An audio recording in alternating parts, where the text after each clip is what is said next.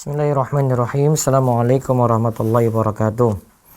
Innal hamdalillah nahmaduhu wa nasta'inuhu wa nastaghfiruh wa na'udzu billahi min syururi anfusina wa sayyiati a'malina. May yahdihillahu fala mudilla lahu wa may yudlil fala hadiyalah. Wa asyhadu an la ilaha illallah wahdahu la syarikalah wa asyhadu anna Muhammadan abduhu wa rasuluh. Allahumma shalli ala nabiyina Muhammad wa ala alihi wa man tabi'ahum bi ihsanin ila yaumiddin. Allahumma inna nas'aluka ilman nafi'a wa rizqan thayyiba wa amalan mutaqabbala. Puji syukur kita panjatkan pada Allah. Salawat dan salam semoga tercurah pada Nabi besar kita Muhammad sallallahu alaihi wasallam. Puji syukur kita panjatkan pada Allah. Pagi ini kita kembali hadir dalam kajian Harta Haram Muamalat Kontemporer. Kita masih membahas masalah riba. Ini bahasan kedua kita. Dan kami ucapkan terima kasih pada berbagai pihak yang telah mendukung kajian pada pagi ini. Dari Zoom Khobar Islam Academy, lalu rekan-rekan RTVC yang merelay channel Romeso TV ini di channel-channel yang lainnya, serta kaum muslimin yang menyediakan waktu untuk menghadiri kajian rutin kita di kesempatan pagi ini. Baik, kita masuk ke sesi materi. Setelah itu nanti sekitar jam 6 siapkan tanya jawab. Namun disarankan untuk prioritas pada materi terlebih dahulu. Pertanyaan pun fokus pada materi karena kita bahas pembahasan riba. Dan kemarin banyak yang sebenarnya menanyakan bahasan riba tetapi belum bisa masuk karena mungkin padatnya pemirsa yang telepon. Ya, maka manfaatkan momen ini lagi baik-baik. Kita bahasanya secara sistematik rutin ya. Jadi tema per tema ini saling berkaitan. Jadi jangan lewatkan satu tema pun karena semuanya ini satu berkaitan satu dan yang lainnya. Saling berkaitan satu dan lainnya. Baik, kita lihat dampak riba nanti beliau akan singgung. Ustaz Irwandi akan singgung dampak riba terhadap pribadi, terhadap kehidupan masyarakat, terhadap ekonomi nanti macam-macam lagi beliau sebutkan, terhadap kesenjangan sosial, terhadap ya terjadinya krisis ekonomi global. Nah, baru setelah itu beliau masuk ke dalam pembagian riba. Baik, sekarang kita lihat dampak riba. Baca. Dampak riba.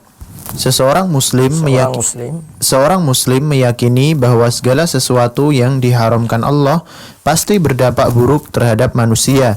Karena Allah Maha Bijaksana dan tidak mungkin melarang sesuatu yang berguna bagi hambanya. Tak anyal lagi, riba yang diharamkan oleh Allah yang merupakan salah satu dosa besar pasti berakibat buruk terhadap pribadi, masyarakat, dan ekonomi. Berikut ini penjelasan beberapa dampak buruk riba. Nah, intinya hal haram secara umum itu pasti punya dampak buruk. Pasti berdampak buruk.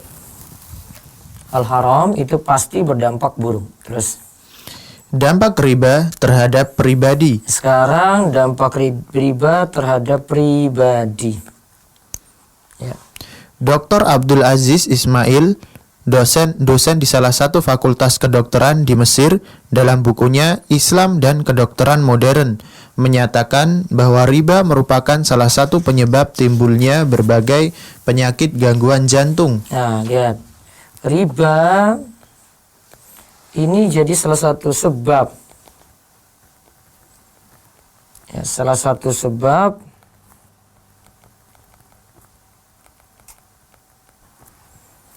penyakit gangguan jantung. Penyakit gangguan jantung. Yes. Dikarenakan seorang murabi atau rentenir atau pelaku riba. Murabi itu rentenir ya. Murabi, bukan murabbi, bukan murabi. Murabi itu rentenir atau pemakan riba.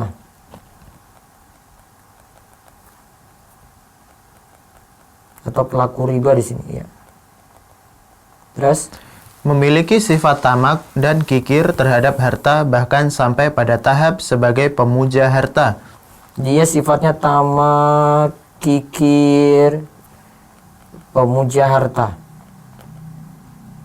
Ya, tamak, kikir, pemuja harta. Terus. Padahal roda ekonomi berputar tidak selamanya searah dan teratur. Maka tatkala terjadi gunjang-ganjing ekonomi, tidak jarang penyakit jantung berjangkit melanda para murabi dengan gejala tekanan darah tinggi, bahkan berakibat stroke, pendarahan di otak dan mati mendadak. Ya, bisa stroke, pendarahan di otak hingga mati mendadak. Terus. Seorang murabi sebagai pemuja harta tidak memiliki sifat belas kasih. Nah, lihat yang murabi ini tidak punya sifat belas kasih. Lihat aja kalau para rentenir itu nagih utang itu seperti apa. Ya, tidak punya sifat belas kasih. Terus. Padahal sifat belas kasih sangat dibutuhkan oleh setiap pribadi. Karena sifat ini merupakan ciri khas manusia, maka orang yang tidak memilikinya dikatakan tidak berperi kemanusiaan. Dalam kenyataannya, rentenir dikenal dengan julukan lintah darat, di mana dia menghisap darah orang yang diberi kredit tanpa rasa belas kasih. Terus. Dia tidak memperdulikan isak tangis dan rintihan orang yang diberinya kredit untuk diberi kesempatan agar dapat membayar hutang dan bunganya. Dia serta-merta menyita rumah dan tanah penerima kredit untuk menutupi hutang plus bunga tanpa memikirkan kondisi si miskin. Dia serta-merta menyita rumah dan tanah penerima kredit, ya, untuk menutupi utang plus bunga tadi, tanpa memikirkan kalau kondisi orang yang berutang ini benar-benar miskin. Bisa jadi jatuh bangkrut, bisa jadi utang sana sini, bisa jadi gali lubang tutup lubang untuk masalah utangnya tadi. Terus. Dan sifat perikemanusiaan tersebut bukan saja dicabut dari hati murabi perorangan, termasuk juga murabi dalam bentuk sebuah institusi. Nah, ini baik yang jadi rentenir. Setelah itu katakan ada rentenir perorangan dan institusi. Ya, beras. Di awal pertengahan tahun 2011, salah satu bank internasional di Indonesia melakukan tindak kekerasan fisik terhadap salah seorang pemegang kartu kreditnya di dalam salah satu ruangan di kantor pusat bank tersebut, yang berakibat kepada kematian nasabah tersebut. Jadi mati gara-gara pegang kartu kreditnya nggak lunas-lunas, diberi tindakan fisik, kekerasan fisik. Ya, terus. Tindakan kekerasan tersebut disebabkan pemegang kartu tidak mau membayar bunga yang jauh lebih besar dari perkiraannya, dikarenakan korban merupakan salah seorang pengurus pusat partai politik di Indonesia. Kasusnya dibahas oleh DPR, dan DPR merekomendasikan kepada BI untuk menjatuhkan sanksi terhadap bank tersebut atas tindakan pelanggaran HAM yang dilakukannya. Nah, dianggap sebagai tindakan pelanggaran HAM. Terus sekarang kita lihat dampak riba terhadap kehidupan masyarakat. Ya. Ciri khas masyarakat madani ditandai dengan hubungan saling mengasihi dan saling mencintai antara individu anggota masyarakat, bagaikan satu tubuh. Bila salah satu organnya sakit, maka organ yang lain juga merasakan perihnya.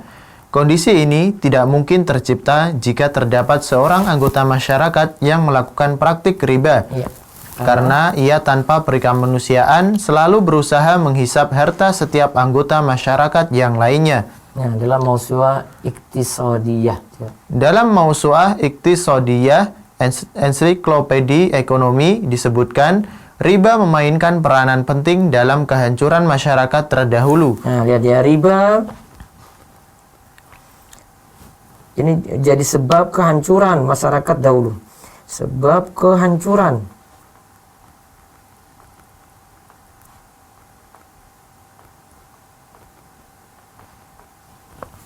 Masyarakat dahulu. Terus. Di mana pemberi pinjaman tanpa belas kasih menyita kebun para penerima pinjaman jika mereka tidak mampu membayar hutang yang menjadi berlipat ganda karena ditambah bunga.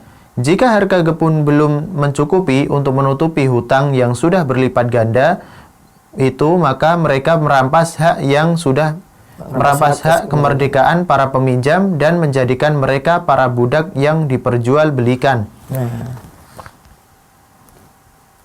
jadi ini yang terjadi dulu ya, sampai dijadikan budak. Ini yang kemarin kita ceritakan, ada yang sampai gadai anaknya, istrinya, dirinya sendiri. Utang nggak lunas ya, mereka itu jadi budak. Ya, terus. Bila para penerima pinjaman tersebut sudah tidak lagi memiliki rumah tempat tinggal dan lahan bercocok tanam untuk menutupi kebutuhan pokok mereka dan keluarganya, sangat mungkin mereka akan menempuh jalan pintas yang tidak terhormat guna menyambung hidup mereka dan anak-anak mereka. Maka bermunculanlah berbagai tindak kejahatan, pencurian, penodongan, perampokan, dan lain sebagainya. Ada pencurian, ya, dampak dari riba tadi. Ada penodongan, ada perampokan, ada yang jual dirinya dengan jadi pelacur, bisa.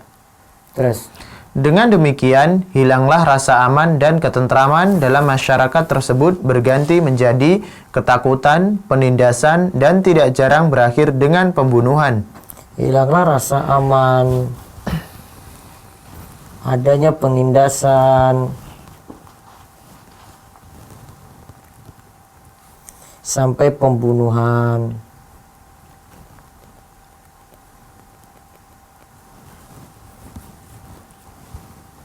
Baik. Sekarang kita lihat yang ketiga, dampak riba terhadap ekonomi. Ya, baca. Banyak akibat buruk riba yang dijelaskan oleh para ekonom muslim dan non-muslim terhadap ekonomi. Di antaranya, riba merusak sumber daya manusia. Di antaranya riba merusak sumber daya manusia. Riba berarti merusak SDM. Ya. Sumber daya manusia merupakan penggerak utama roda ekonomi. Maka rusaknya sumber daya manusia berarti rusaknya ekonomi negara tersebut. Ar-Razi wafat 606 Hijriah dalam tafsirnya menjelaskan bagaimana peranan riba menciptakan manusia yang malas bekerja dan takut mengambil risiko untuk mengembangkan hartanya. Lihat ya, akibatnya orang yang makan riba ini malas bekerja. Kemudian tidak mau ambil risiko, takut ngambil risiko. Takut mengambil risiko.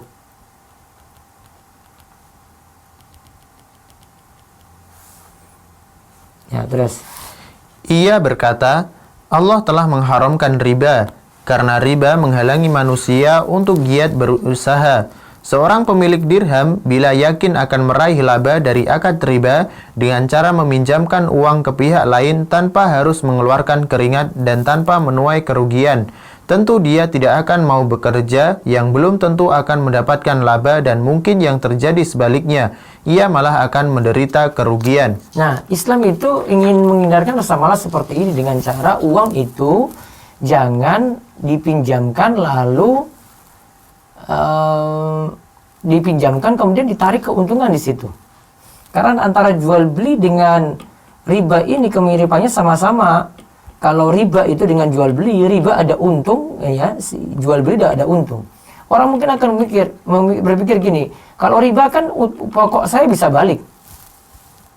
Tapi kalau jual beli, pokok saya tidak bisa balik. Karena kalau berpikir praktisnya, sudahlah pinjamin saja, ngapain? Ya, kita santai nanti dapat bunganya bisa kita makan. Kan berpikirnya sederhana seperti itu. Jadi makanya Allah itu katakan wa halallahul bai'a wa harrama riba. Dikaitkan nih, Allah halalkan jual beli dan mengharamkan riba. Kenapa dua hal ini dikaitkan? Karena jual beli ada untung, riba ada untung. Kalau orang mau berpikir praktis, cepat, sudah saya nggak usah kerja saja, nyantai di rumah, saya pinjamkan saja kemana-mana, yang penting nanti saya tagih, ya, uang dijamin kembali. Kalau jual beli sudah keluarkan uang, ya laba belum tentu diperoleh. Ya, Itulah yang membuat rentenir itu lebih senang dengan pekerjaan seperti ini. Akhirnya jadi malas-malasan. Itu yang tadi dikatakan merusak SDM terus. Hal ini pada akhirnya akan menyebabkan terhalanginya kemaslahatan umat manusia, karena kemaslahatan dunia tidak akan berjalan dengan baik tanpa perdagangan, kerja, dan pembangunan. Iya, karena ekonomi itu bisa bergerak baik kalau ada perdagangan, ada yang giat kerja, ada pembangunan, bukan dengan pinjam terus riba tadi, bukan. Terus Riba merupakan penyebab utama terjadinya inflasi. nah, ini penyebab lainnya yang kemarin juga sudah disinggung ya. Riba penyebab utama, ingat ini penyebab utama loh.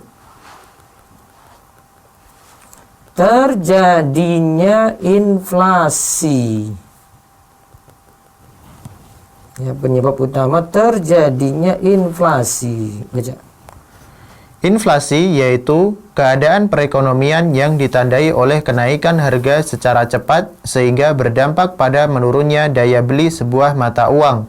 Ya. Penyebab utama terjadinya inflasi adalah riba, karena produsen yang mendapatkan modal dari pinjaman berbunga pasti akan menambahkan bunga yang harus dibayarnya kepada debitur ke dalam harga barang produksinya. Nah, lihat ya. Kalau ada riba ini, akhirnya kan ada produksi barang ya. Terus kita tetapkan harga barang. Harga barang ini tentu saja nanti include di dalamnya ini biaya produksinya plus riba. Sehingga harga barang itu jadi naik.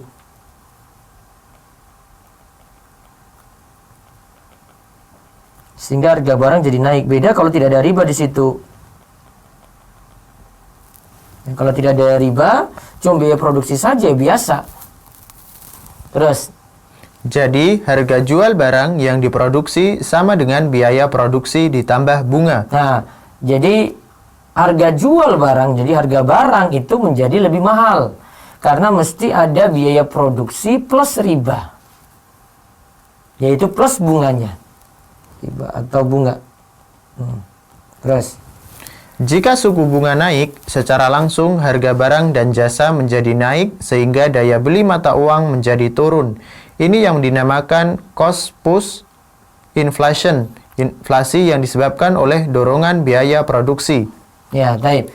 Jika suku bunga naik, secara langsung harga barang dan jasa menjadi naik juga. Sehingga daya beli mata uang tadi menjadi turun. Nah, ini dinamakan cost plus inflation. Terus, dan bila suku bunga? Dan bila suku bunga turun, maka permintaan kredit menjadi tinggi. Nah, suku bunga turun.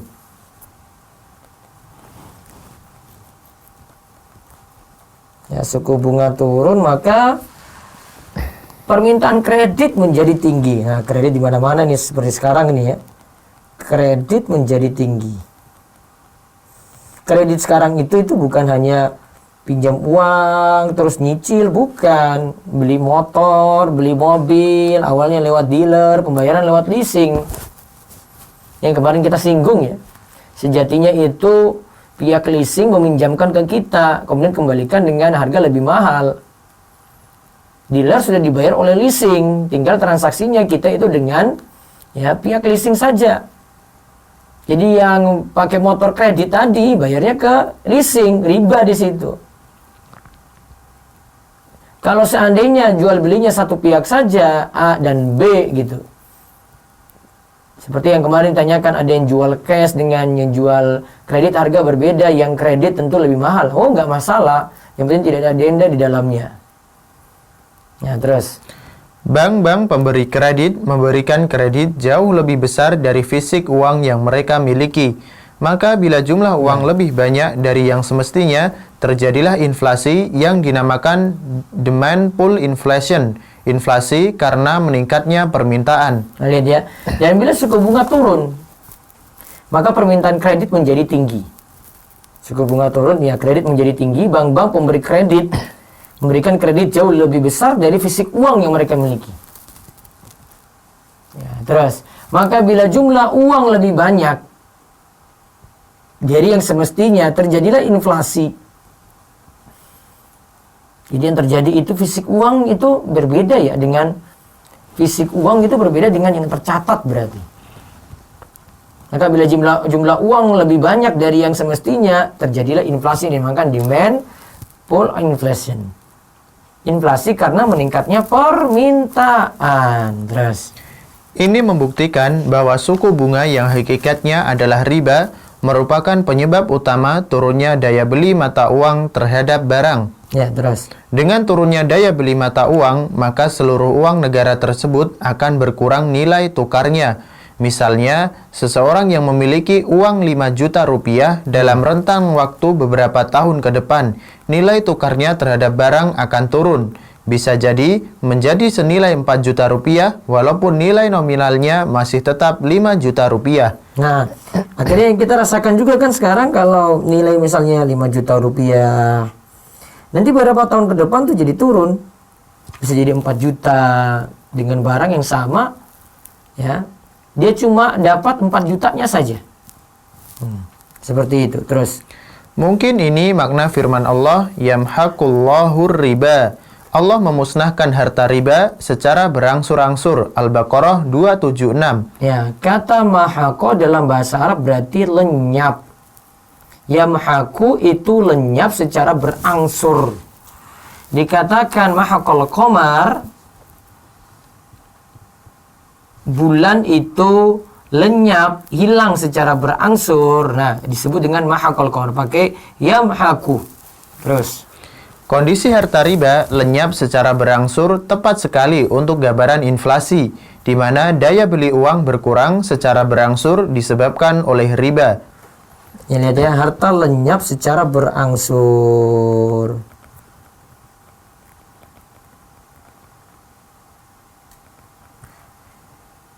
Tadi ya, yamhaqallahu riba wa yurbis shadaqat. Yamhaqallahu riba wa yurbi. Sedangkan kalau sodako, ini malah jadi langgeng. Sodakot. Ya, terus. Bisa dibayangkan betapa besar dosa berbuat riba. Memang tampak keluarnya pihak bank menarik riba atau bunga dari seorang pengusaha yang dianggap kaya. Tapi pada hakikatnya bank tidak menarik bunga dari pengusaha tersebut, melainkan dari pengguna akhir barang atau jasa yang dihasilkan oleh pengusaha tersebut. Dengan demikian, yang membayar bunga atau riba adalah jutaan umat manusia yang kebanyakan mereka berasal dari rakyat Jadi jelata. sengsara, rakyat jelata lagi. Ya, terus. Dapat dibayangkan betapa besar kezaliman yang diakibatkan oleh riba yang merupakan penyebab utama inflasi, di mana lebih dari 200 juta penduduk Indonesia akan merasakan dampaknya, yaitu berkurangnya daya beli uang yang mereka dapatkan dari hasil jerih payah yang dikumpulkan dalam kurun waktu yang tidak sebentar. Lalu daya beli uang yang terkumpul tersebut mendadak turun dalam sekejap mata saat terjadinya hiperinflasi. Nah, inflasi besar maksudnya. Terus sekarang kita lihat lagi dampak berikutnya 45.5 juga. Ini masih dampak terhadap ekonomi ya. Sekarang riba menghambat lajunya pertumbuhan ekonomi. Masih lanjutan dari yang sebelumnya. Riba menghambat lajunya pertumbuhan ekonomi. Baca. Seorang ekonom ternama John Maynard Keynes menyimpulkan bahwa riba merupakan penghalang utama kemajuan gerak ekonomi. Ia berkata, suku bunga menghambat pertumbuhan ekonomi karena suku bunga menghalangi lajunya gerak modal menuju kebebasan. Jika suku bunga mungkin dihapuskan, maka modal akan bergerak laju dan tumbuh dengan cepat. Ya. Nah, itu tandanya lajunya pertumbuhan ekonomi itu jadi terhambat. Terus yang keempat, riba menciptakan kesenjangan sosial. Ya, baca. Dr. Skak Hekmar, ekonom Jerman yang pernah menjabat direktur Bank Reitz, pernah berujar dalam pidatonya di Syria, berdasarkan hitungan matematika, bahwa harta di dunia akan dikuasai oleh segelintir orang pemberi modal dalam bentuk riba. karena ia tidak akan pernah mengalami kerugian. Dan sebaliknya, si penerima pinjaman dihadapkan kepada kenyataan untung rugi. Terus kesenjangan sosial? Kesenjangan sosial diberantas oleh Islam dengan penerapan zakat dan pelarangan riba. Karena Islam menginginkan harta yang merupakan karunia Allah selayaknya dinikmati oleh sebanyak mungkin umat manusia. Saat menjelaskan pembagian rampasan perang, Allah menyebutkan hikmahnya, yaitu keadilan sosial di mana harta beredar di segenap lapisan umat. Allah berfirman, keadilan sosial di mana harta rampasan perang tadi beredar di segenap lapisan umat. Ma afa Allah ala rasulihi min ahli al-qura falillahi wali rasuli walidil qurba wal yatama wal masakin wa binis sabil kay la yakuna dulatan bainal agniya'i minkum. Al-Hasyr ayat 7. Baca. apa saja harta rampasan fai yang diberikan Allah kepada Rasulnya dari harta benda yang berasal dari penduduk kota-kota, maka adalah untuk Allah, untuk Rasul, kaum kerabat, anak yatim, orang-orang miskin, dan orang-orang yang dalam perjalanan, supaya harta itu jangan beredar di antara orang-orang kaya saja di antara kamu. Nah, surat Al-Hasyr ayat 7. Jadi, ini tentang masalah pembagian fai. Dalam surat Al-Hasyr ini, surat Al-Hasyr itu, juz 28, nama lainnya itu surat Bani Nadir. Bani Nadir itu kelompok Yahudi. Ya, Bani Nadir itu kelompok Yahudi. Mereka ketika itu diusir dari kampung mereka, Bani Nadir, sehingga mereka keluar ke Khaybar, tapi tidak melalui peperangan. Nah, jika ada harta rampasan tanpa melalui jalan peperangan, itu dikenal dengan fai. Namun kalau dengan perang itu namanya ghanimah. Jadi kalau tanpa perang itu namanya fai. Nah, di sini dibagi untuk, ya, di sini jatahnya berasal dari penduduk kota-kota, maka adalah untuk Allah, Rasul, terus kaum kerabat, anak-anak yatim, orang-orang miskin. Nah, ini semua dapat nih. Pemerataan itu beredar di masyarakat lagi. Dan orang-orang yang dalam perjalanan, supaya harta itu jangan beredar cuma untuk orang-orang kaya saja. Karena kalau riba itu sifatnya cuma, harta itu cuma beredar pada orang-orang kaya saja. Orang-orang miskinnya tetap sengsara, ada kesenjangan sosial. Islam tidak mengatur seperti itu. Kisah Bani Nadir tadi terjadi pada tahun 4 Hijriah. Ya, setelah dari perang Uhud, ya, nanti sebelum masuk ke perang Khandaq atau perang Ahzab di tahun ke-5 Hijriah. Baik. Terus dampak yang berikutnya lagi, yang kelima, riba faktor utama terjadinya krisis ekonomi global. Baca. Krisis ekonomi global yang mendera dunia pada tahun 2008 disebabkan oleh riba. Dalam buku Krisis Ekonomi tahun berapa? 2008. 2008, ya. Baca. Dalam buku Krisis Ekonomi Global dan Solusi Ekonomi Islam dijelaskan bahwa faktor utama penyebab krisis adalah riba. Jadi riba itu faktor utama terjadinya krisis ekonomi global.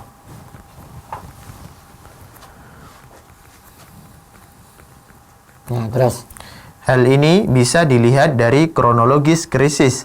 Dalam rentang tahun 2002 sampai 2006, suku bunga atau riba bank di Amerika cukup rendah, sedangkan harga properti mengalami kenaikan yang cukup tajam. Maka pengajuan kredit properti warga Amerika meningkat. Hal ini disambut baik oleh bank-bank konvensional dengan memudahkan pemberian kredit.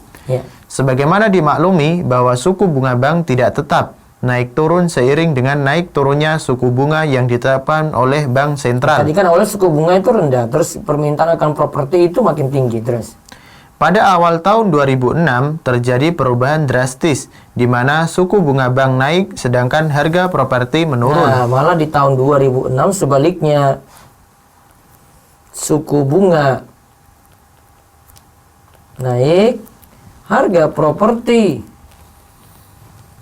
turun. Terus Maka para debitur tidak memiliki pilihan selain menghentikan angsuran kredit karena angsuran yang harus mereka bayar begitu besar disebabkan naiknya suku bunga bank. Maka tadi para debitur, itu berarti yang minjam ya, tidak memiliki pilihan selain menghentikan angsuran kredit. Jadi mereka hentikan karena angsuran yang mereka bayar begitu besar disebabkan naiknya suku bunga tadi. Terus juga tidak senilai dengan harga properti yang mereka beli disebabkan menurunnya harga properti pula. Terus maka terjadilah kredit macet. Kredit macet artinya tidak dibayar tadi kan? Ya, terus dengan terjadinya kredit macet, institusi keuangan Amerika menjadi lumpuh sehingga beberapa bank mengumumkan jatuh pailit. Itulah penyebab awal terjadinya krisis ekonomi global. Ya, terus saat kredit menjadi macet sampai pada taraf yang mengkhawatirkan, otomatis institusi-institusi keuangan yang berinvestasi pada kredit perumahan mengalami kerugian besar. Nah, yang berinvestasi untuk kredit-kredit ini rugi besar karena kan kredit macet di situ. Terus akibat dari jatuhnya institusi keuangan tersebut berdampak pada kinerja saham Amerika di bursa saham yang terjun bebas, sehingga dampaknya juga ke indeks bursa saham Amerika atau DJIA, karena institusi keuangan memiliki kapitalisasi pasar yang cukup berarti. Akhirnya, investor-investor mulai menarik dananya dari bursa. Mereka menarik dananya dari bursa, terus sehingga kejatuhan indeks bursa semakin parah. Ya. Penarikan dana juga dilakukan di bursa-bursa global, karena umumnya pihak asing juga memiliki banyak dana di bursa asing, termasuk di Indonesia. Inilah sebabnya dampak kejatuhan bursa di Amerika juga mengimbas ke bursa-bursa di seluruh dunia. Terus untuk mengetahui bahwa riba adalah faktor utama terjadinya krisis ekonomi global, juga bisa dilihat dari tindakan yang diambil oleh Bank Sentral Amerika untuk menghadapi krisis kredit perumahan dengan menurunkan suku bunga hingga mencapai 1% untuk meredam ketatnya likuiditas. Terus dengan demikian, mereka hanya bermain dengan menurunkan dan menaikkan suku bunga atau riba. Mereka akhirnya menaikkan, menurunkan, semaunya saja. Terus oleh karena penyebab krisis ini adalah riba, maka bank-bank syariah terhindar dari krisis. Berdasarkan laporan dari International Financial Service, London yang berjudul Islamic Finance 2009 memuat dampak krisis keuangan dan ekonomi global tidak menerpa lembaga keuangan syariah. Tidak menerpa keuangan syariah. Terus begitu fatal seperti dialami oleh bank-bank konvensional. Hal ini disebabkan syariat Islam yang merupakan haluan bank-bank tersebut mengharamkan produk-produk yang menyebabkan timbulnya krisis. Terus maka bergaunglah himbauan para pemikir barat untuk meneladani bank Islam yang jelas-jelas anti riba. Sekarang kita lihat bagaimana para pemikir barat ini mereka berpendapat. Terus Bouffice Fanson Pimred majalah Prancis Challenge edisi Oktober 2008 dalam kolom pengantar redaksi yang berjudul Paus atau Al-Quran mengatakan kepada Paus Benedictus ke-16, saya pikir dalam menghadapi krisis ekonomi global ini kita sangat membutuhkan membaca Al-Quran daripada membaca Injil untuk memahami apa yang sedang terjadi dengan dunia perbankan kita. Karena jika para praktisi perbankan kita menghargai ajaran, undang-undang, dan sistem yang disampaikan Al-Quran serta menerapkannya, saya yakin krisis dan bencana ekonomi ini tidak akan melanda kita, yang membawa kita kepada kondisi yang mengenaskan, karena sesungguhnya uang tidak bisa melahirkan uang atau riba. Uang tidak bisa melahirkan uang atau riba. Ini sampai diakui sendiri nih oleh non-muslim ini tentang Al-Quran. Terus seolah-olah menjawab himbauan di atas, Vatikan melalui harian resminya Observatori Romano dalam salah satu artikel yang berjudul Masukan dari Sistem Keuangan Syariah untuk Barat yang Dirundung Krisis, dijelaskan tentang manfaat riba diharamkan sesuai dengan syariat Islam, dan sistem keuangan syariah sangat berperan untuk membangun kembali undang-undang serta peraturan baru agar dunia dapat keluar dari krisis ekonomi global yang terjadi. Terutama sekali Islam menekankan larangan menggunakan uang sebagai barang dagangan. Jadi uang itu tidak dijadikan sebagai barang dagangan. Ingat ya, ini kaidahnya ya. Uang itu tidak dijadikan sebagai barang dagangan yang mendatangkan laba. Maksudnya untuk utang, uang itu tidak dijadikan utang. Utang itu berarti nanti dia anggap seperti barang, akhirnya dijual itu dapat laba. Ini tidak. Terus Roland Laskin, Pemret Harian Law Journal The Finance, dalam kolom redaksi lebih lantang menuntut penerapan sistem ekonomi syariah di bidang keuangan dan ekonomi agar dapat menyelamatkan pasar ekonomi dunia dari krisis yang timbul akibat tindakan para spekulan di pasar bursa. Kolom tersebut ia beri judul "Tibalah saatnya Wall Street menerapkan sistem ekonomi syariah". Nah, terus mengamini himbauan di atas? Mengamini himbauan di atas, Robert Kaymet, Wakil Menteri Keuangan Amerika saat berkunjung ke Riyadh, mengatakan Saudi ya, terus mengatakan pernyataan yang dianggap cukup berani. Sistem perbankan dan ekonomi Islam merupakan prioritas kajian pemerintah Amerika dalam rangka menyelamatkan ekonominya. Ya, terus sebenarnya himbauan tersebut sudah lama didengungkan. Pada tahun 1930, Mr. Arthur Kinston berujar lantang di hadapan Komite Keuangan dan Industri Macmillan setelah terjadinya Great Depression yang melumpuhkan Wall Street. "Saya adalah anti riba dalam segala bentuknya. Riba merupakan kutukan dunia semenjak kemunculannya. Riba telah menghancurkan imperium-imperium terdahulu dan imperium ini, dan akan menghancurkan imperium yang lainnya." Nah, terus sekarang sudah kita tahu dampaknya, berarti kesimpulannya dampak ekonomi ini banyak sekali nih. Riba merusak SDM, riba penyebab utama terjadinya inflasi, terus riba menghambat lajunya pertumbuhan ekonomi, riba menciptakan kesenjangan sosial, riba itu faktor utama terjadinya krisis ekonomi global. Nah, sekarang kita lihat pengantar untuk pembagian riba. Ya, pembagian riba. Nah, ini sudah masuk teori inti nih ya. Jadi tolong diperhatikan, nih saya bahas pengantarnya. Nanti sebagiannya besok kita bahas dan nanti kaitannya dengan bunga bank juga. Ya, baca. Pembagian riba. Para ulama membagi riba menjadi dua, riba dain dan riba bai. Ya, lihat ya, riba dain. Riba dain itu kaitannya dengan utang piutang. Yang kedua riba bai. Bai ini nanti yang kaitannya dengan jual beli, barter emas dengan emas dan seterusnya. Nah, riba dain kita lihat dulu. Riba yang pertama, riba dain. Riba dain adalah riba yang dilakukan oleh bangsa Arab jahiliyah sebagaimana yang dijelaskan sebelumnya, yaitu pemberi hutang mensyaratkan kepada peminjam untuk mengembalikan hutang ditambah bunga. Nah, lihat ya, kembalikan hutang ditambah bunga. Ya, bisa kita katakan denda di situ ya. Kembalikan utang itu plus bunga. Ya.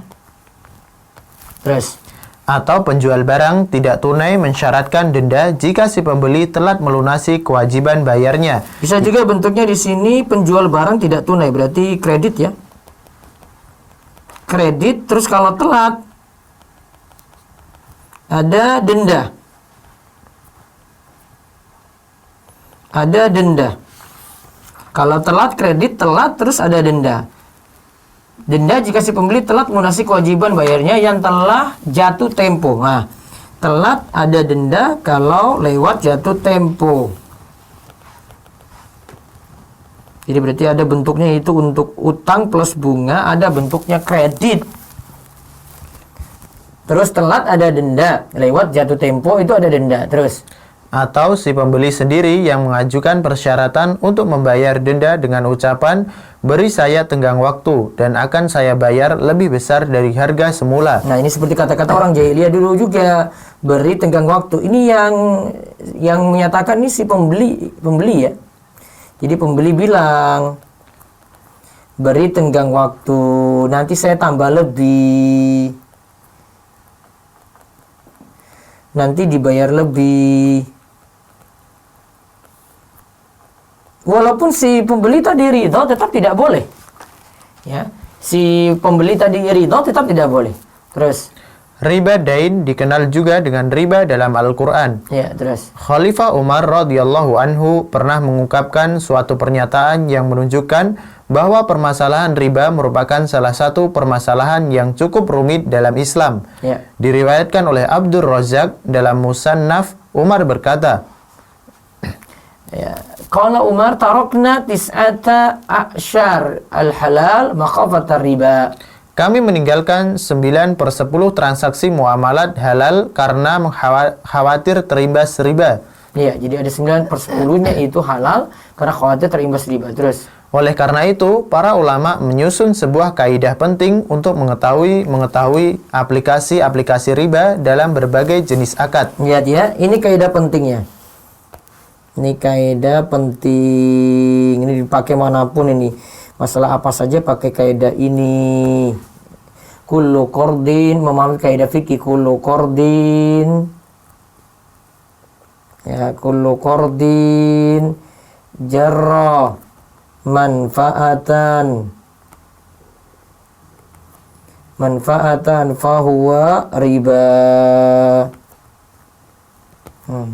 Kullu qardin jarra manfaatan fahuwa riba.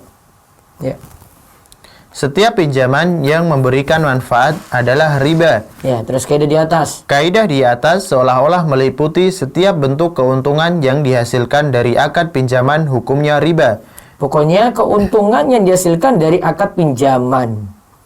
Akad pinjaman. Maka hukumnya riba. Terus. Namun, sesungguhnya tidak demikian. Suatu manfaat atau keuntungan dari akad pinjaman dianggap riba bila terpenuhi kriteria berikut. Jadi kaidah ini berlaku jika ada syaratnya. Ada syarat di sini ya. 1. Keuntungan yang terpisah dan bukan keuntungan yang mengikut dalam akad pinjaman. Keuntungannya itu terpisah. Bukan mengikut. Nah, coba lihat. Maka keuntungan yang bersifat mengikat tidak diharamkan, seperti seseorang. Keuntungan bersifat mengikut. Maka keuntungan yang bersifat mengikut tidak diharamkan, seperti seseorang yang memberikan pinjaman kepada pihak lain, terlebih pihak tersebut mapan secara ekonomi dan tidak menunda-nunda pembayaran pinjaman atau bank, maka pemberi pinjaman mendapat keuntungan dalam bentuk uangnya yang aman dari hal-hal yang tidak diinginkan dan terkumpul dalam bentuk tabungan. Nah, uangnya situ aman, dijamin aman gitu. Dia pinjamkan pada A, ya aman ini A ini jamin uangnya. Iya, itu kemanfaatan, namun ini kemanfaatan atau keuntungan ikutan, bukan pokok. Bukan yang terpisah gitu. Dia keuntungan ikutan. Siapa saja pinjamin uang pada orang lain, pinjamkan uang pada orang lain, pasti dapat manfaat di situ. Terus yang kedua, keuntungan hanya dinikmati oleh pemberi pinjaman. nah sekarang keuntungan untuk kreditur berarti pemberi pinjaman. Terus Bila keuntungan yang disebabkan oleh akad pinjaman yang disyaratkan di awal akad adalah untuk peminjam, hukumnya boleh. Karena pemberi pinjam. Untuk peminjam. Bila keuntungan disebabkan oleh akad pinjaman yang disyaratkan di awal akad adalah untuk peminjamnya. Jadi peminjamnya dapat untung, maka hukumnya boleh. Namun kalau untuk, berarti kalau untuk debitur dapat untung, berarti yang minjam ya, ini boleh. Namun kalau untuk kreditur, untuk yang meminjamkan, nah ini tidak boleh. Terus. Karena pemberi pinjaman berarti menambah kebajikan terhadap peminjam yang biasanya adalah orang yang sangat membutuhkan. Nah, ini jarang ya.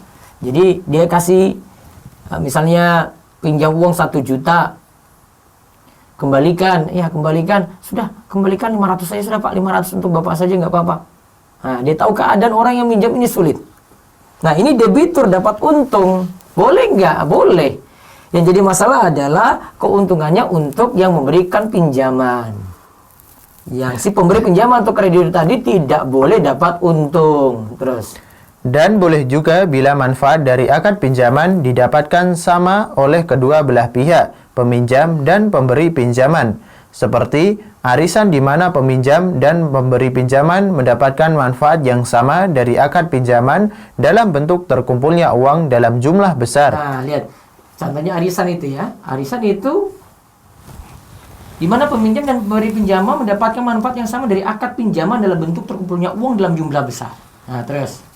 Begitu juga dibolehkan jika keuntungan untuk pihak ketiga, seperti keuntungan yang didapatkan oleh perantara dalam akad pinjaman. Bila seseorang berkata kepada perantara, "Carikan aku pinjaman, dan untukmu 10% dari besarnya uang pinjaman," maka perantara berhak mendapatkan 10% dari besarnya pinjaman jika ia berhasil mendapatkan pinjaman untuk peminjam sesungguhnya. Nah, perantara dapat untung untuk peminjaman tadi. Ini tidak masalah. Ya masalah itu kalau bagi pihak kreditur yang memberikan pinjaman terus. Ibnu Qudamah berkata, jika seseorang berkata kepada seseorang, "Carikan aku pinjaman 100 dinar dan untukmu 10 dinar," akad ini sah karena 10 dinar itu merupakan imbalan dari jasa mencari pinjaman. Nah, untuk yang jadi perantara, jasa perantara dapat untung dari situ, maka tidak masalah. Terus Keuntungan yang dinikmati. yang ketiga sekarang. Keuntungan yang dinikmati pemberi pinjaman disyaratkan awal akad. Berarti keuntungan disyaratkan di awal. Ya, keuntungan itu disyaratkan di awal. Ya, terus. Bila tidak disyaratkan di awal akad, akan tetapi pada saat pelunasan utang peminjam memberikan hadiah baik dalam bentuk yang sejenis dengan barang yang dipinjam ataupun tidak, maka hukumnya boleh. Nah, lihat ya.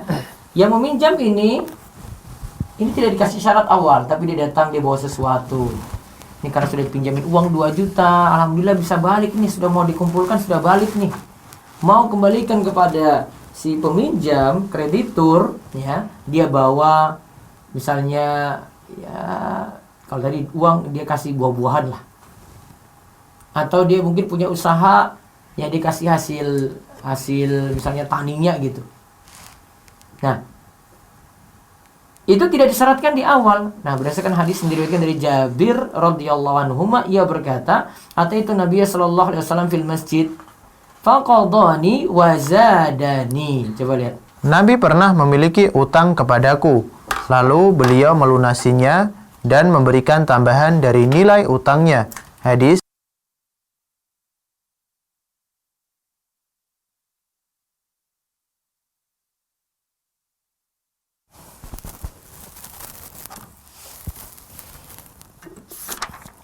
Jadi kita ulang dulu, dibaca ulang. Tadi suara terputus nih. Ya, keuntungan yang dinikmati. Keuntungan yang dinikmati pemberi pinjaman disyaratkan di awal akad. Nah, disyaratkan di awal akad tidak boleh. Ya, ini nanti masuk dalam kaidah riba. Jadi misalnya dia sudah dipinjamkan 2 juta, nanti kembalikan 2 juta 100 ya. Nah, itu namanya syarat awal itu. Terus. Bila tidak disyaratkan di awal akad, akan tetapi pada saat pelunasan utang peminjam memberikan hadiah baik dalam bentuk yang sejenis dengan barang yang dipinjam ataupun tidak, maka hukumnya boleh. Berdasarkan hadis yang diriwayatkan dari Jabir radhiyallahu anhu, ia berkata, Ataitu Nabi sallallahu alaihi wasallam fil masjid faqadani wa zadani. Nabi pernah memiliki utang kepadaku. Nah, Nabi yang utang padahal, coba lihat. Terus. Lalu beliau melunasinya. Nabi SAW lunasi terus. Dan memberikan tambahan dari nilai utangnya. Nah, itu tidak masalah berarti, karena tidak disyaratkan di awal. Lalu yang keempat, keuntungan yang tidak dipersyaratkan tersebut diberikan sebelum utang dilunasi. Jadi keuntungan yang nanti bermasalah itu adalah keuntungan diberikan sebelum utang lunas. Coba baca dulu. Bila keuntungan diberikan sebelum utang dilunasi, juga tidak dibolehkan sekalipun atas nama hadiah. Nah, sekalipun atas nama hadiah. Jadi ada keuntungan di situ saat-saat ini masih proses pembayaran belum lunas ya. Ya, maka di sini atas nama hadiah pun nggak boleh. Coba berdasarkan sabda Nabi SAW, "Idza aqrada ahadukum qardan fa adalahu aw hamalahu 'ala dabbah fala yarkabha wa la yaqbaluhu illa ay yakuna jara bainahu wa bainahu qabla dzalik." Apabila seseorang di antaramu memberikan pinjaman, lalu yang menerima pinjaman memberikan hadiah kepadamu atau memintamu untuk menaiki kendaraannya, maka janganlah engkau menaikinya dan jangan terima hadiahnya, kecuali pemberian hadiah tersebut telah berlangsung antaramu dengannya sebelum engkau berikan dia pinjaman. Nah, lihat. Apabila seorang di antaramu memberikan pinjaman, beri pinjaman ya, lalu yang menerima pinjaman tadi memberikan hadiah kepadamu, ini belum lunas utangnya, atau memintamu untuk menaiki kendaraannya cuma-cuma, atau maka janganlah kamu menaikinya dan jangan terima hadiahnya, kecuali pemberian hadiah tersebut telah berlangsung antaramu dengannya sebelum engkau berikan dia pinjaman, kecuali kalau sudah jadi kebiasaan. Dia kalau punya kue apa-apa, dia sering datang bawa ke rumah gitu. Kalau dia punya hasil tani ada apa saja dia bawa ke rumah. Bukan karena ada pinjaman ini, karena memang sudah jadi kebiasaannya, maka tidak masalah. Nah, nanti kita akan lihat di pembahasan selanjutnya kapan riba itu dibolehkan. Memang ada riba yang boleh? Apakah riba sedikit saja dibolehkan? Nanti kita akan lihat. Kalau kemarin kita bahas di goror kecil masih dibolehkan. Nah, sekarang riba kecil boleh enggak? Nanti dilanjutkan dengan pembahasan hukum bunga bank. Ya, nanti kita bahas dengan hukum bunga bank insya Allah. Nanti dilanjutkan di halaman 410 dicetakan ke-23. Bagi yang belum punya cetakan ke-23, ruwaifi.com atau toko kami punya buku ini. Bisa beli dengan harga 150.000 dari 170.000 biasanya di pasaran. Nanti bisa dipakai untuk kajian rutin ini ya. Ada lihat di Instagram ruwaifi.com. Nanti bisa lihat harganya di situ juga. Baik. Selanjutnya kita masuk tanya jawab. Ada telepon? Ada? Ya, silakan. Assalamualaikum.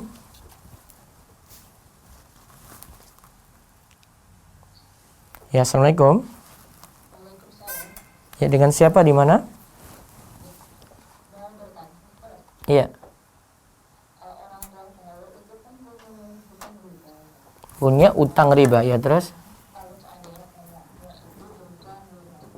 Ya.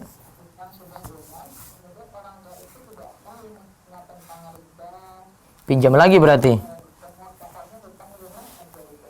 Terus? Orang tua mau pinjam lagi nggak? Ya sambil beritahu lah sama orang tua. Ini saya sudah lunasi karena saya nggak pengen orang tua itu sengsara dengan riba. Baiknya beritahu supaya dia yang pertama tidak pinjam lagi. Dia tahu sadar kalau dia itu salah sebelumnya. Bisa jadi sampai sekarang belum tahu kalau dia itu salah. Iya, biar sambil dakwah, biar selanjutnya nggak pinjam lagi. Ini belum ada masalah. Kalau ada masalah mungkin dia ambil jalan pintas lagi untuk pinjam. Ya, gitu lebih baik. Iya, Bu.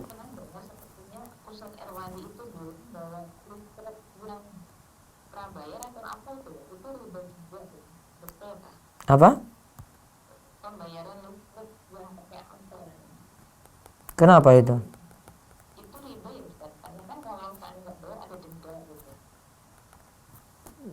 Kalau telat saja kan? Masalahnya ini karena kebutuhan ya. Jadi ada pembahasannya ya memang sampai situ nanti jadi riba. Tetapi ada karena kebutuhan. Dulu itu nggak ada yang listrik itu meterannya nggak ada yang kecuali prabayar saja gitu. Nah, kita nggak bisa hindari. Kalau sekarang kan masih bisa pakai pasca bayar, isi pulsa dulu gitu. Tapi kan yang dulu-dulu kan ada masyarakat yang masih punya listrik seperti itu. Nah, ya amannya. Namun kalau sulit lagi ya sudah dia berarti harus bayar on time. Berusaha untuk tidak telat, ya.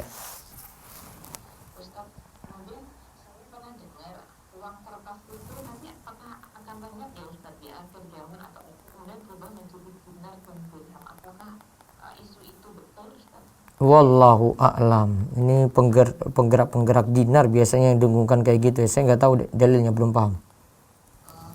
Iya. Iya. Iya.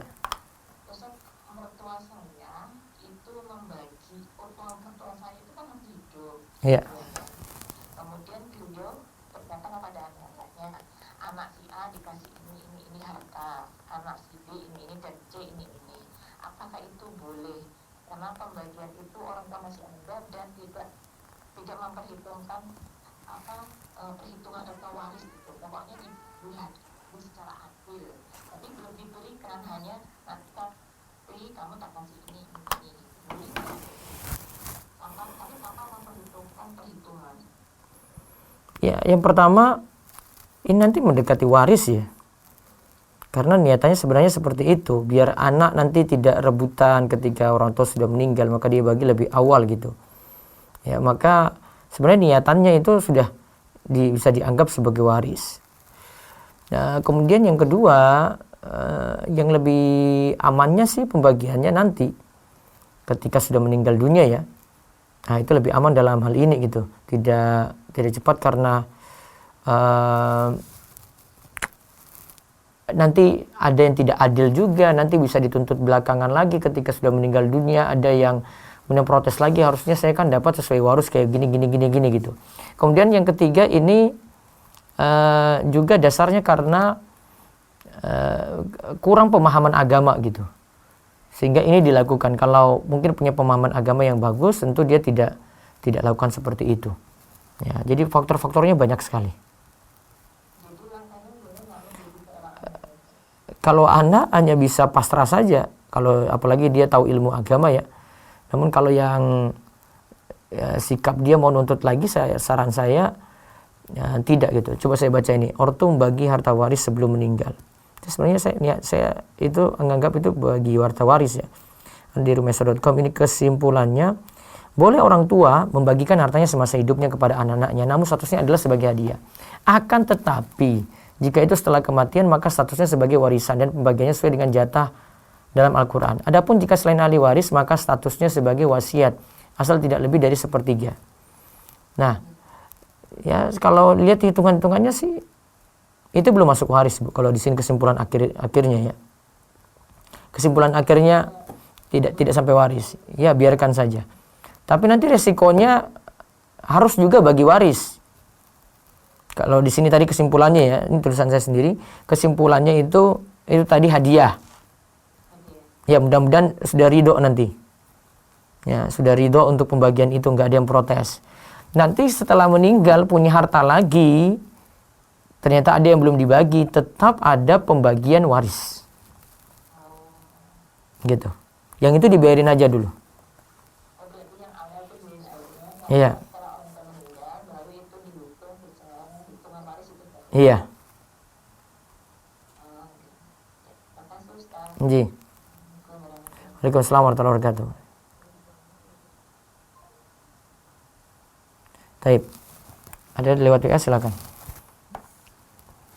Izin bertanya di luar tema Ustadz, bagaimana hukumnya jika seseorang yang akan berangkat haji masih mempunyai hutang? Qadarullah tahun ini tiada untuk berhaji. Masih punya utang, tergantung ya. Utangnya itu ada dua macam ya. Ada utang yang jatuh tempo, dia harus lunasi sebelum dia berangkat gitu. Dia harus prioritaskan itu. Namun kalau itu masih bisa ditunda, karena itu kredit beberapa tahun gitu, sedangkan dia masih punya sisa harta yang lainnya, dia bisa pergi untuk berhaji. Wallahu a'lam. Terus.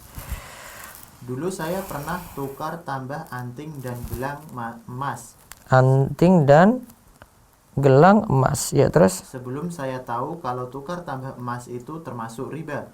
Termasuk riba kalau tidak memperhatikan aturan jumlah dan tunai.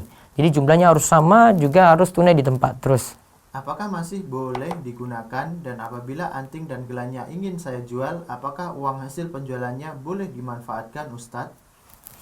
Kalau dari sisi barangnya sudah dimiliki berarti ya. Itu sisi kesalahannya karena punya transaksi yang salah tadi. Barangnya boleh, ya mau dijual juga boleh dimanfaatkan. Wallahu a'lam. Ada telepon lagi? Ya, silakan. Ya, assalamualaikum. Assalamualaikum.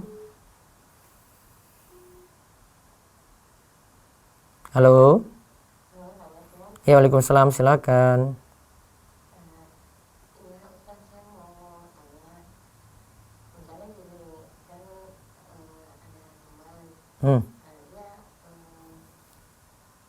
Terus?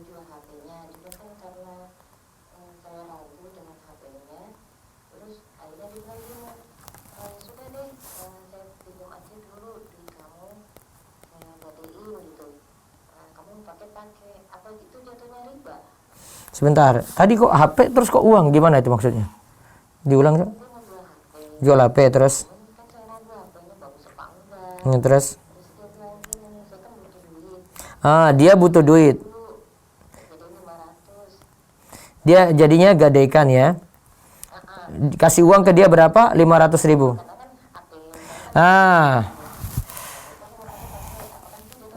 Iya riba. Karena manfaatkan sesuatu dari keuntungan bagi kreditur dari pemakaian barang gadai tadi. Itu riba.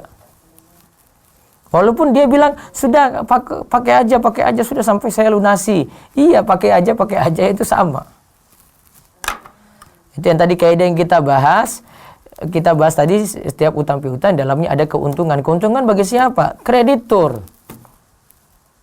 Ya, walaupun tadi dari pihak debitur ya yang minjam ini sudah pakai aja nggak apa-apa. Tetap riba. Ridonya itu nggak dianggap.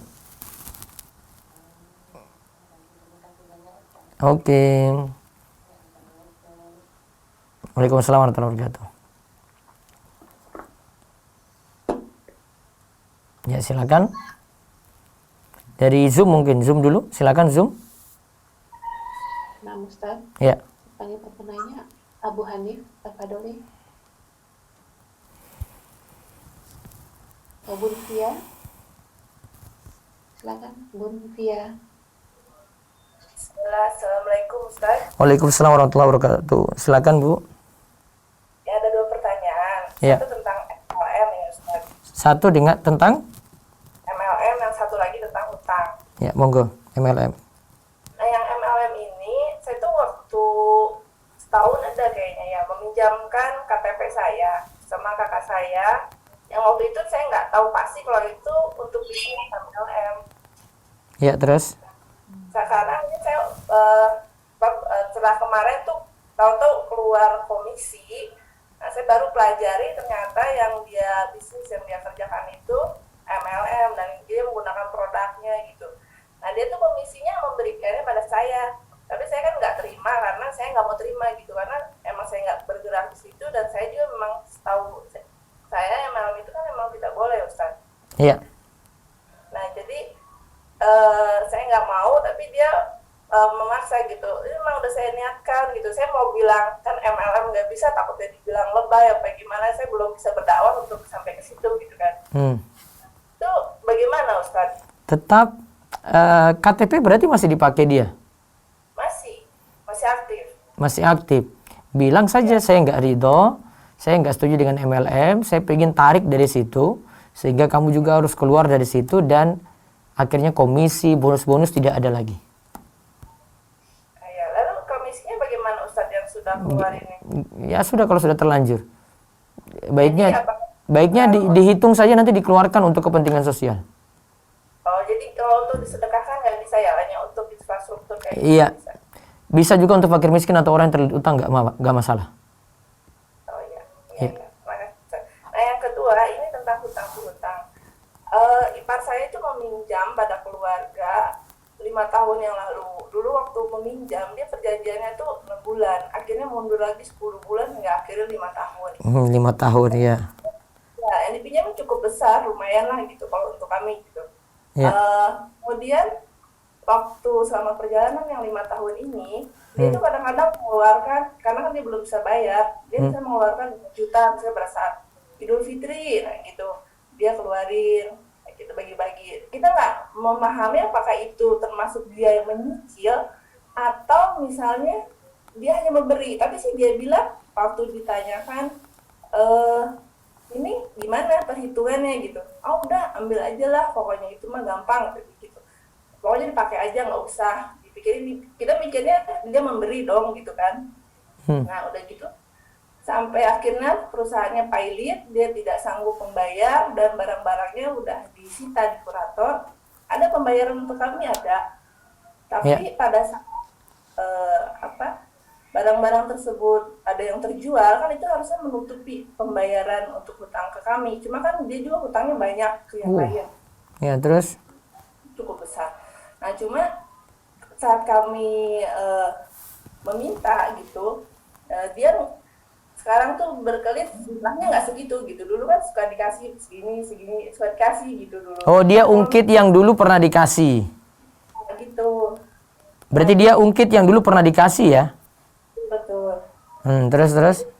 Tidak tercatat, mungkin kalau tercatat kita bisa ya udahlah, oke, misalnya dipotong gitu. Meskipun kita juga agak nggak terima gitu kan, dulu perjanjiannya sekian bulan kamu mau bayar kan gitu ya. Tapi kok kita pikir itu hanya kebaikan hati dia gitu, ya udahlah, merasa bersalah tidak tidak bisa membayar hutangnya apa gimana. Nah kalau udah gitu akhirnya kan kalau misalnya kan dia mengungkit seperti itu, nah bagaimana solusinya Ustaz? Jadi kita kan itu, jadi kita harus menghitungnya dia mencicil atau bagaimana tuh Ustaz?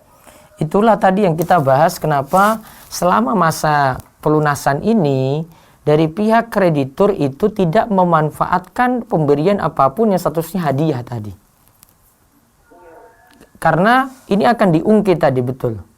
Di awalnya tadi kan bilang, sudah pakai saja. Ini nanti belum tentu dia ridho ketika sudah bangkrut seperti tadi. Dia ungkit lagi. Kemarin kan sudah saya kasih kalian banyak, masa sekarang harus bayar banyak juga? Coba dihitung, dipotong dong. Nah sebenarnya ini kesalahan yang dulu. Dari pihak keluarga tidak tahu kalau hadiah tadi tidak boleh dimanfaatin. Inilah manfaatnya tadi kenapa Nabi SAW sebutkan itu dalam hadis. Nggak boleh dikasih kendaraannya cuma-cuma, ya gratis. Kalau ibarat kita kayak gini, kita itu misalnya pinjamkan uang pada tukang bakso ya. Makannya di warung bakso ini gratis semuanya. Setiap kali datang, sudah Pak, gak usah bayar, pulang aja. Nah, besok datang lagi, gak usah bayar, pulang aja. Nah, akhirnya statusnya nanti sama lagi ketika kita menagih utang, dia akan ungkit tadi makan bakso kita itu berapa. Akhirnya utang jadi tidak jelas. Ya, utang jadi tidak jelas seperti ini. Nah, ini solusi pemecahannya ini agak berat ini. Karena ini tergantung pihak keluarga ya. Ini nerima nggak tadi? Taruhlah dia sudah susah ini ya. Kira-kira dengan yang dia kasih dulu itu, utang tetap masih banyak kan? Masih banyak banget. Banyak banget. Ya sudah, berarti sekarang anggap aja deh, sudah yang itu sudah nyicil nggak apa-apa. Nah, sekarang sisa utang saja yang dituntut berarti. Iya. Yang ada yang tidak tercatat kan gitu Ustadz. Jadi kalau mungkin ada yang sebagian tercatat, ada yang sebagian tidak gitu. Nah untuk tercatat ini jadi gimana? Jadi dia bingung juga kan, jadi ada beberapa orang gitu, jadi dikumpulkan nih dari satu keluarga. Kalau yang kebetulan yang suami saya sama beberapa kakaknya itu tercatat, cuma untuk yang satu orang ini dia tidak tercatat gitu. Jadi dia juga bingung, gimana ini? Kan nggak tahu berapa yang harus dipotong gitu. Ya tergantung keriduan dua orang itu aja deh. Iya, agak berat semuanya. Sudah terima hadiah terus nggak tercatat lagi. Ya agak bingung. Aduh, kita juga kan jadi, wah dulu waktu dia pinjam sebesar 40 juta, itu dia 2 bulan berani bayar 12 juta gitu loh. Bunganya gitu. Yeah. Jadi kan pinjam lebih besar lagi, kita pikir cuma keluar 5 juta, itu ya udahlah gitu pemberian. Nggak tahu ya sekarang udah parah banget. Iya, itulah parah banget orang yang utang tuh kayak gitu. Ya udah gitu saudara gitu Ustaz, dan setiap kali ditagih itu sempat terjadi itu pertengkaran gitu loh Ustaz. Iya, mana-mana kalau orang nagih utang ya kayak gitu Bu. Itu sudah sifat fitrahnya. Dia marah-marahin ibu padahal dulu itu dia nangis-nangis depan ibu. Gantian dia marah memang. Emosionalnya kayak gitu. Iya. Gitu ya. Keluarga gitu aja Ustaz. Terima kasih Gitu ya, Ustaz. mudah-mudahan dimudahkan insyaallah. Baik, lewat chat satu, saya beralih lagi nanti ke setelah ini, monggo. Oh iya, Ustaz. Ya. Bismillah, Afwan Ustaz ingin bertanya. Ada salah satu aplikasi yaitu Flip untuk transfer antar bank yang berbeda tanpa kena cas. Jika kita selesai transfer akan mendapatkan saldo atau seperti poin, semakin banyak transfer maka semakin banyak saldo atau poin didapatkan. Dan saldo atau poin itu bisa dicairkan menjadi uang. Apakah itu termasuk riba, Ustaz? Nah, saya pelajari dulu ini. Nanti saya pelajari dulu lebih dalam. Ada apa saja di dalamnya, karena kalau saya jawab langsung belum tahu gambarannya dan cuma sekadar soal saja nanti ada yang saya salah jawab. Ya, jadi saya pending dulu. Ya, silakan. Assalamualaikum Ustadz, mohon bertanya. Saya menabungkan uang di koperasi tempat saya bekerja. Koperasi Dan ya. tiap bulannya saya mendapatkan bagi hasil. Bagi Apakah hasil. itu termasuk riba Ustadz? Uang tabungan itu dikelola koperasi untuk usaha koperasi. Sekian, terima kasih Ustadz. Kalau benar-benar cuma dari usaha murni, tidak ada simpan pinjam, boleh dia manfaatin. Ya. Namun kalau dari simpan pinjam, maka tidak boleh, atau bercampur. Nah, itu dia mesti seleksi ini mana yang simpan pinjam, mana yang usaha murni gitu. Namun ketika anggota koperasi nanam di situ, ini juga harus dipahami bahwasanya uang tidak dijamin. Karena mudharabah seperti yang kita pernah singgung kemarin ketika bahas saham, itu uang tidak dijamin. Ya, jadi kalau seandainya rugi, ya sudah hilang sudah. Gitu. Siap untuk tanggung rugi, siap untuk bagi untung sama-sama. Nah, seperti itu yang perlu diperhatikan. Ya, baik, lewat WA dulu. Ya, kenapa? Nah Ustadz, Ya. ada satu lagi boleh Ya, Ustadz? silakan. Ustadz, apakah anak yang membersihkan riba yang didapat orang tua dari menggadaikan emas di pegadaian dengan cara menyalurkan dananya untuk kepentingan masyarakat sudah cukup membersihkan dosa orang tuanya Ustadz? Yang penting tobat, kemudian itu dibersihkan. Ya, cukup. Baik, lewat WA satu telepon lagi nanti. Ya, silakan. Ustadz, apakah hukumnya jika dalam arisan uang, peserta yang dapat dikenai potongan uang dengan jumlah tertentu bagi pemegang arisan? Coba diulang.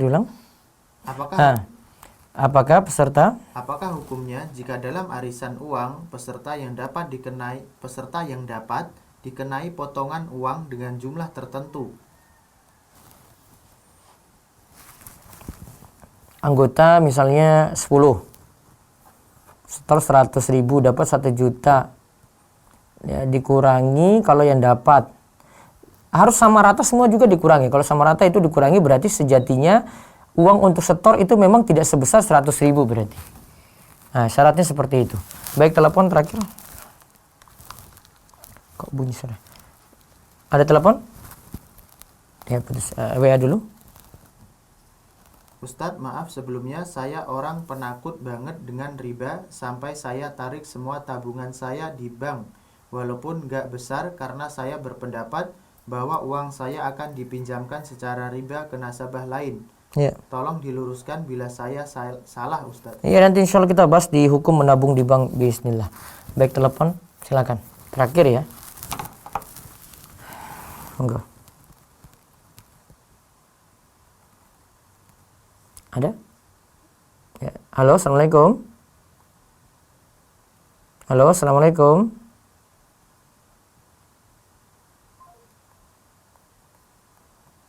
Baik, belum. Silakan lagi. Ya, silakan. Ya, silakan Bu. Kalau saya menerima dari Padang Sinusuan, Ya, silakan. ini bertanya kami kan Ustadz ini, kami membuat arisan, halo? Ya, silakan Bu. Ibu nggak dengar siaran, tapi fokus ke telepon saja karena siarannya delay Bu. Oh iya. Iya, silakan. Ini Ustadz, saya mau bertanya. Silakan. Kita, halo? Iya, saya dengar terus nih Bu. Oh iya. Si Ibu ngomong aja, ngomong saya dengar. Kita kan membuat arisan uang Ustadz. Arisan uang ya. Terus? Terus misalnya kita ada 10 orang. Nah, saya dipercayakan sebagai tanggung jawab untuk mengutip arisan yang 10 orang, dan misalnya ada anggota yang terlambat, saya bertanggung jawab untuk menutupi keterlambatannya. Iya, terus? Nah, ketika salah satu anggota kami misalnya yang menang, jadi saya mengasihkan ke anggota, tapi anggota memberikan uang terima kasih kepada saya gitu Ustaz, karena saya sudah mengutip arisannya dan menutupi yang keterlambatan anggota. Nggak boleh diterima. Boleh Ustaz? Nggak boleh. Boleh ya. Iya, karena disyaratkan di awal dan keuntungannya untuk yang pinjam, untuk kreditur. Nggak boleh. Kalau misalnya uang terima kasihnya itu disamaratakan boleh Ustaz? Jadi jangan ngomong di awal-awal Bu. masalahnya itu karena ada syarat awal di situ. Kalau nggak ada omongan apa-apa, dia kasih gitu aja, nanti yang lainnya kasih juga beda lagi gitu. Nah, ini beda ya, nggak ini kalau disyaratkan di awal nggak boleh. Jadi sukarela saja, sukarela, tapi sukarela ini tidak ini. Jadi ada yang ngasih, ada yang enggak gitu. Nggak ada syarat omongan-omongan di awal gitu, nggak boleh. Kalau ada omongan di awal nggak boleh. Iya. Apalagi kalau ibu bilang nanti kasih saya sekian ya, enggak bisa beri syarat di awal. Syarat di awal atau yang sudah disepakati semuanya setuju-setuju saja tanpa omongan enggak boleh. Begitu. Jadi ada syarat yang dia bicarakan, ada syarat yang memang sudah lumrah. Itu sudah wajar kok harus kasih lebih ya, enggak boleh di sini. Syarat yang lumrah tadi enggak benar. Gitu ya? Iya Bu. Baik, Zoom terakhir baru saya tutup, silakan.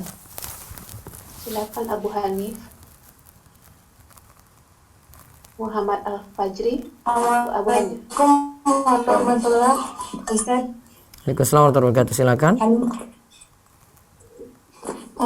Ustaz, saya mau tanya, bagaimana hukumnya jika kita menabung di bank konvensional, tapi ada memang beberapa bank yang kita bisa membuat perjanjian, kita tidak mengambil bunga dari tabungan kita itu, jadi kita cuma simpan pinjam aja.